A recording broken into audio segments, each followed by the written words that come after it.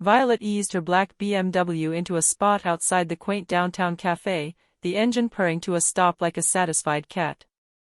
At 56, she carried herself with the quiet authority of someone who had built an empire from nothing: real estate investments, a chain of boutique hotels, enough wealth to never check prices. Her fur-trimmed coat draped over her shoulders like a crown, the deep V of her cream dress hinting at confidence rather than invitation. High heels clicked on the pavement as she stepped out, red lipstick sharp against the late afternoon light. Inside, the cafe smelled of fresh espresso and vanilla scones. She ordered her usual black coffee and scanned the room out of habit. That's when she saw him. A young man, early 20s, sat alone at a corner table, staring into an empty cup. His dark hair fell messily over his forehead, hoodie sleeves pushed up to reveal lean forearms. He looked lost, not dramatically, but in the quiet way people do when life has pulled the rug out without warning. No phone in hand, no notebook, just a faint frown and shoulders hunched inward. Violet paid for her coffee, then on impulse added a sandwich and soup to the order. She carried the tray over herself. "Mind if I join you?" she asked, voice low and smooth. He startled, eyes wide and hazel. Sure." She set the food in front of him. "You look like you could use this more than I could use another coffee." He stared at the plate, then at her. I don't have money for this right now." "It's a gift," she said simply, sliding into the seat across from him. "I'm Violet." "Alex," he replied after a pause. "Thanks." "Really?" They talked. Or rather, she drew him out. He was studying graphic design at the local university, but his part-time job had vanished when the startup folded. Rent was due in 3 days, his phone was 2 payments behind, and his parents lived hours away with their own struggles. He spoke quietly, embarrassed but honest. Violet listened, nodding, asking gentle questions. She saw potential in the way his eyes lit when he described his sketches, the stubborn spark beneath the defeat. By the time the cafe lights dimmed for evening, she had decided. "Alex, I have a proposition." She leaned forward slightly. "I'm wealthy, independent, and occasionally lonely. I enjoy company, good conversation, laughter, someone to share dinners with. In return, I can help with your immediate problems. Rent, bills, whatever you need. No strings beyond mutual respect and discretion." He blinked. "You're serious?" "Very. Think of it as companionship with benefits. For both of us." Alex swallowed. "What exactly would I have to do?" "Be yourself. Spend time with me when our schedules align. That's all." She smiled faintly. "And perhaps let me spoil you a little." He looked at the half-eaten sandwich, then back at her poised elegance. Something shifted in his expression: curiosity, relief, a flicker of intrigue. "Okay," he said softly. "Let's try it." Violet handed him her card. "Text me your address. I'll have the first payment sent tonight." She stood, coat swirling. "Tomorrow, dinner at my place. 7 sharp." As she walked to her car, heels echoing, she felt the familiar thrill of control mixed with something warmer. Alex watched her go, heart pounding, wondering what he had just agreed to. The next evening, Alex arrived at Violet's gated estate in borrowed shoes that pinched. The house was modern glass and stone, lights glowing warmly against the dusk. A butler, actual butler, opened the door and led him to a dining room overlooking the city skyline. Violet waited there in a silk black dress that hugged her curves, hair swept up, earrings catching the chandelier light. "You came," she said, smiling as she rose to greet him. "Hard to say no to free rent," he joked nervously.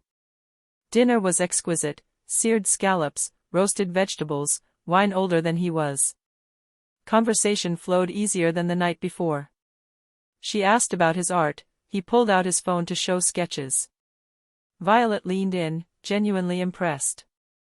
"You have talent. Raw, but real." After dessert, she led him to the living room. Floor-to-ceiling windows, plush couches, a fireplace crackling. She poured cognac.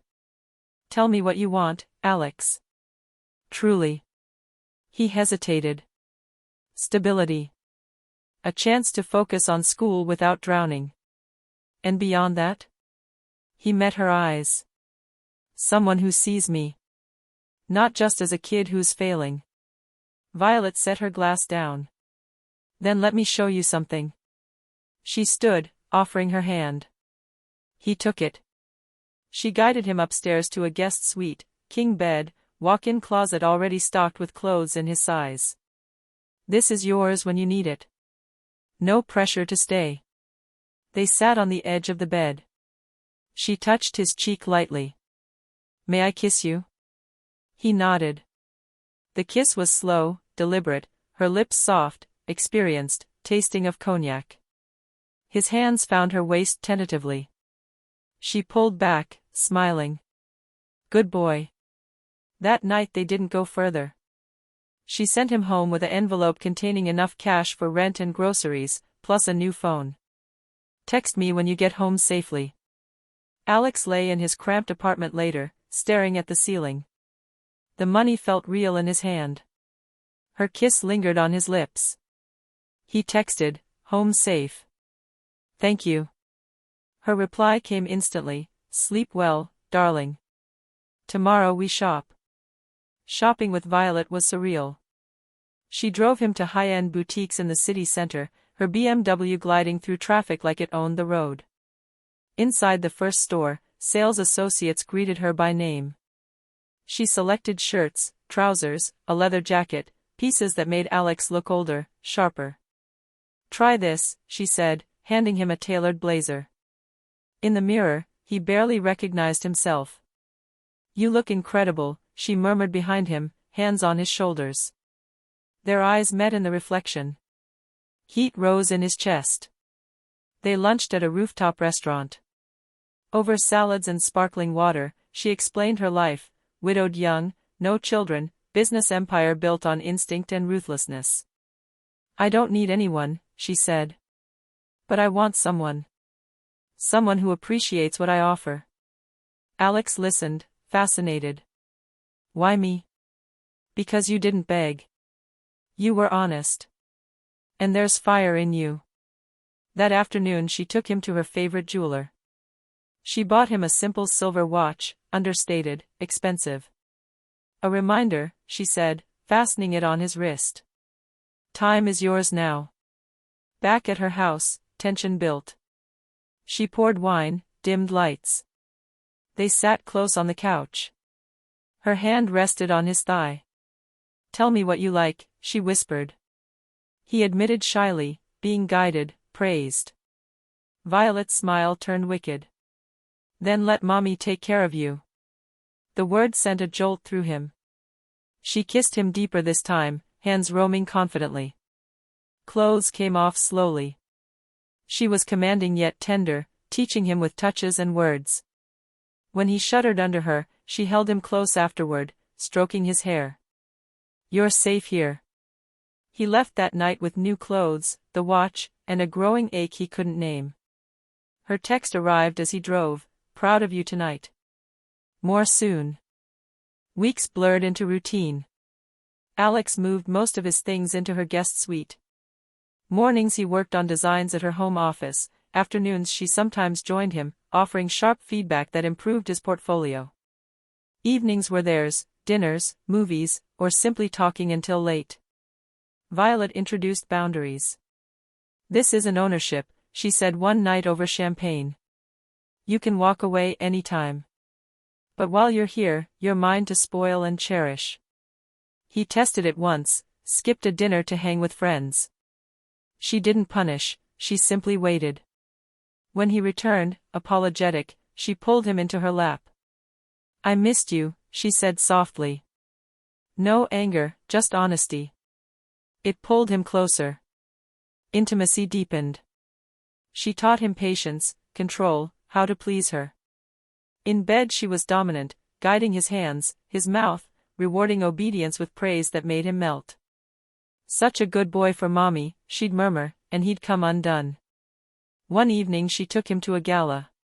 He wore the tux she'd bought, heads turned. She kept a possessive hand on his arm, introducing him as my companion. Pride swelled in his chest. Later, in the car, she slid her hand under his jacket. You were perfect tonight. They made love in the back seat, urgent, windows fogged. She whispered filthy promises while he gasped her name. Afterward, parked in her driveway, he asked, "Is this real?" She cupped his face. "As real as you want it to be."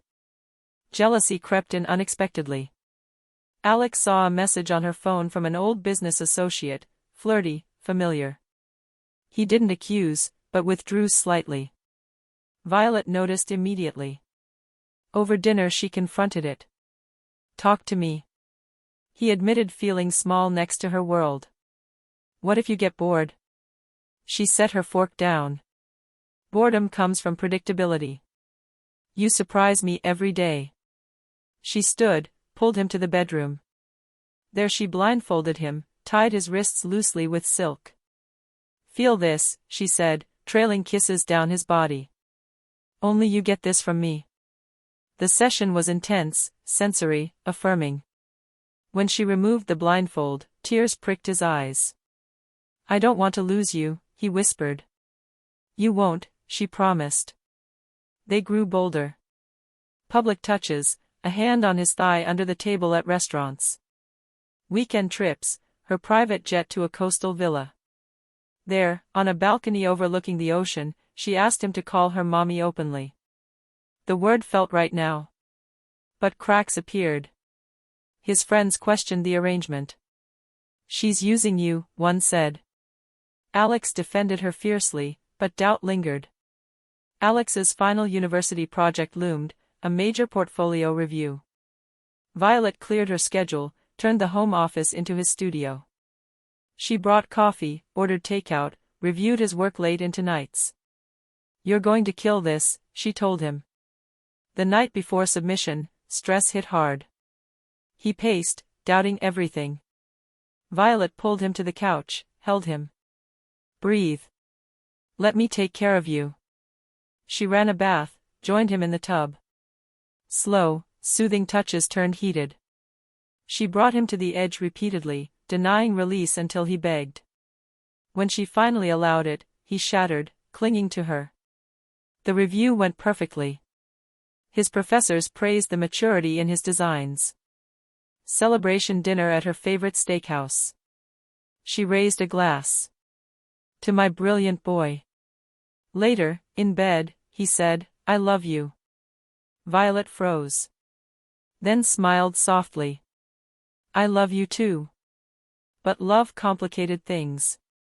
She worried about the age gap, societal judgment. He worried about dependency. They talked openly for hours, deciding to face it together. External pressure arrived. Alex's mother visited unexpectedly, saw the luxury, pieced it together. Confrontation was tense. "She's old enough to be your mother." Alex stood firm. "She's kind. She believes in me." Violet spoke calmly. "I care deeply for your son.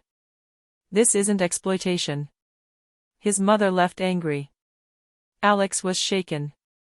Violet held him through the night. "Families adjust. Or they don't. But we have each other." They took a trip to escape, European city, anonymity. Days of wandering museums, nights of passion.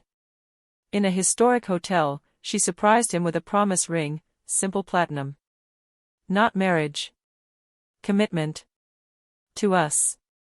He slipped it on, kissed her fiercely. Back home, he landed his first freelance client, thanks to her connections, but earned by his talent. Independence grew. Their dynamic shifted subtly, less mommy/boy, more partners. Still, in private, the roles thrilled them. A year passed. Alex graduated with honors, secured a design job at a top agency. Violet attended the ceremony, proud tears in her eyes. They moved forward. He kept his apartment but spent most nights at hers. Finances balanced, he paid half the utilities, small gestures of equality. One evening, anniversary of their first meeting, she recreated the cafe scene. Same table, same soup and sandwich. Remember when I bought you lunch? He laughed. How could I forget? She slid a velvet box across. Inside, keys to her house. Move in. Officially. He kissed her. Yes.